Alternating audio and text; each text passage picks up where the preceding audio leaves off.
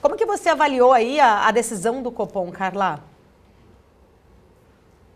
Claro, vamos lá. Bom, eu acho que a grande diferença, na verdade, o grande susto do mercado ocorreu no comunicado de março. E o cenário que o Banco Central desenhou lá atrás acabou de fato acontecendo, principalmente na interpretação dos membros do Copom, né? Eles identificaram que a interpretação deles lá atrás havia sido correta. Portanto, houve poucas mudanças nesse novo comunicado. Tá? De fato, houve um aumento da Selic de 0,75 e já aconteceu a contratação de um aumento de 0,75 para o próximo comunicado.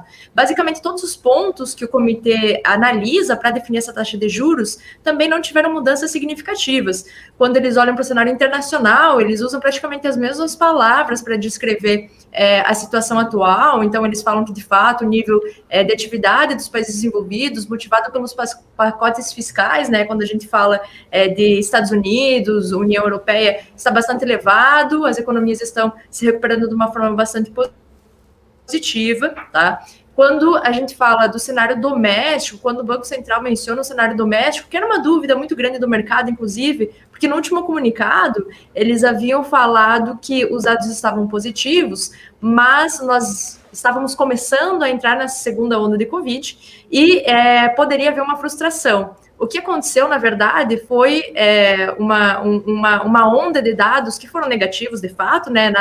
Dados que apontaram o crescimento negativo da economia, mas esses dados vieram melhor do que o mercado estava esperando. Portanto, não mudou a interpretação do Banco Central sobre a economia doméstica. Tá? Esses dados continuam vindo mais positivo do que era esperado. Portanto, o grau de estímulos ele não precisa ser excessivo, muito elevado. O grau de estímulos atual, com essa caminhada da taxa de juros para normalização é o movimento correto a se fazer na visão do Banco Central. E aí a inflação, que era o grande ponto de uma incógnita para o mercado, né, o grande ponto que o mercado estava olhando, o Banco Central manteve a expectativa de choques temporais e, portanto, não há necessidade de um reajuste mais elevado nessa taxa de juros, uma vez que essa inflação deve convergir, né, no horizonte relevante para dentro dos regimes de meta de inflação. Tá?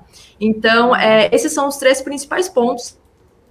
E a grande diferença do comunicado foi sobre a assimetria do balanço de riscos. Anteriormente, o Banco Central, no último comunicado, mencionou que esse balanço de riscos era simétrico, portanto, nós tínhamos uma probabilidade, né, da mesma magnitude de os riscos serem positivos ou negativos, e agora existe essa assimetria na interpretação dos membros do Copom, ou seja, eles colocaram um viés um pouco mais negativo sobre as perspectivas econômicas domésticas por conta da evolução fiscal do país. E esse ponto especificamente do comunicado do Copom fez com que o mercado interpretasse esse comunicado como um pouco mais hawkish, como um pouco mais conservador, tá? Mas, de modo geral, veio muito dentro das expectativas de mercado.